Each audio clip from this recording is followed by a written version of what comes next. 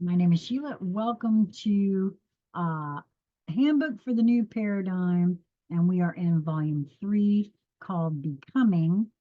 If you are following along with me in the book, I am on page 260. This one is session number 3. In the final accounting, it is the transition of consciousness into citizenship responsibility that is the goal. All else comes as a result of that choice. It was once offered as a part of the experience of bringing the US of A into being, but the consciousness of the individual people was not at a point that the goals could be maintained. Instead, the exploiting of the resources through greed was greater than the commitment to soul agendas. Thus, these experiences were allowed to be played out for the lessons to be learned. It is yet to be seen if these lessons will be discerned and brought into wisdom by a sufficient number to salvage this planet.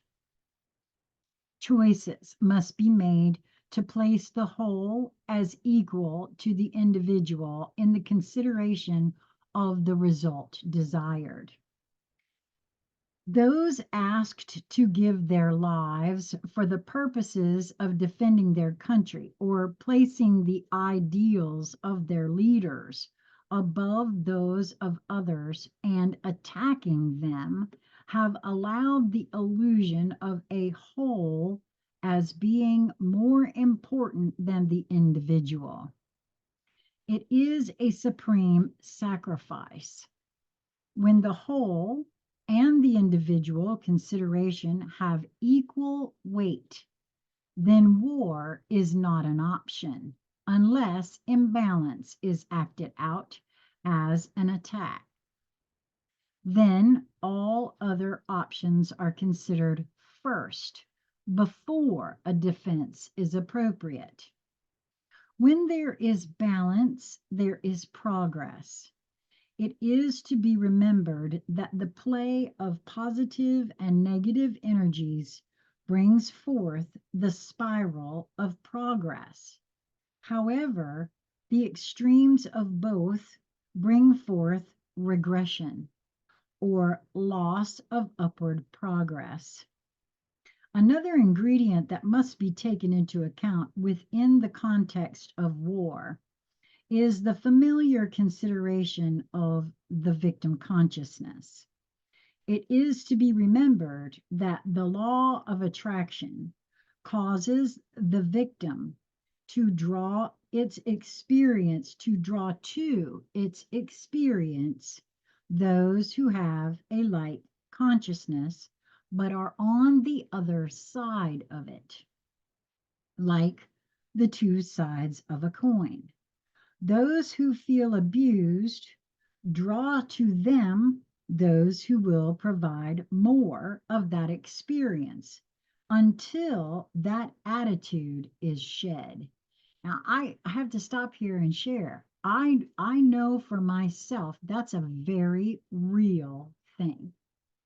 Having been abused, not just in my childhood, but also in my adult life, specifically from my first two husbands, I finally saw where I drew that to my experience as I walked around with the attitude and the thoughts that I was a victim of my mother, a victim of my husband's, a victim of life in general.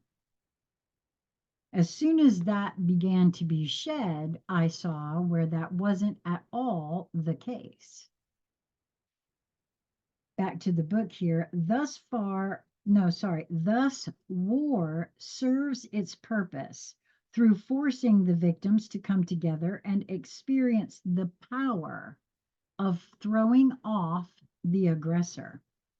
Then either the empowerment is retained or The former victims return to one or the other side of the victim experience. This trading of sides continues until a realization is made that allows for transcending this experience. It is this outplay in the extreme that is on the planet now. And this, for me, goes right to where as soon as we start thinking that this is evil, well, it has to be, because that is the law of attraction.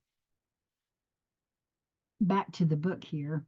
It is understanding of this situation from its larger perspective that will allow those who are about assisting the planet in and its inhabitants to move through these experiences and continue their chosen work. The experience for those involved cannot be changed for them. The consciousness within each involved group must shift and move both individually and collectively. The consciousness of the group that each leader represents will affect that leader's decisions.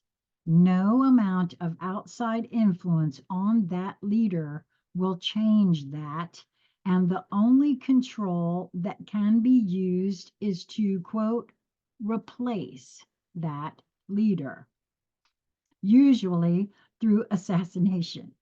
In that way, the process can be slowed or changed by the chaos that accompanies the change in leadership, usually by tricking the group into believing the death of their leader was perpetrated by the other side. In this case, discernment is key, and it is the one time that the observer group may be able to influence the outcome by circulating the truth. Well, that gives a whole new view of truthers and quote unquote conspiracy theorists, doesn't it?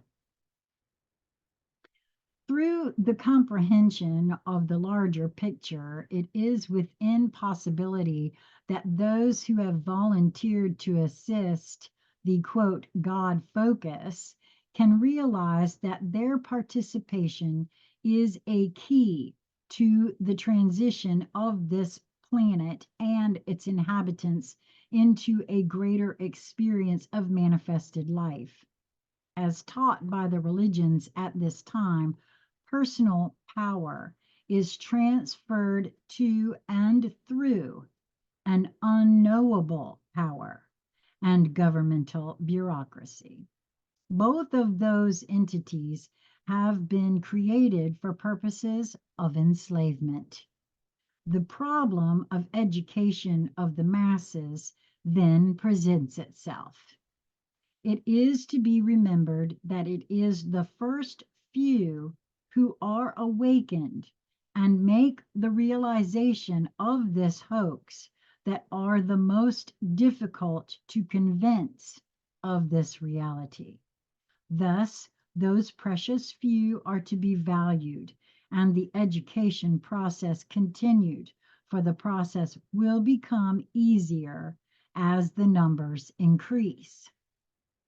Though it seems but a pitiful few in view of the billions of beings that constitute the mass consciousness of the planet, it must be remembered that it took the opposition literally eons of time to reach the current level of control. A change in the understandings that they have slowly and carefully nurtured can be accomplished in a very, very short time because they defy logic. Yeah, see, I've always thought that if people would give themselves a minute or two to think about a thing instead of it just accepting what is being said, they can feel that there's no logic in that.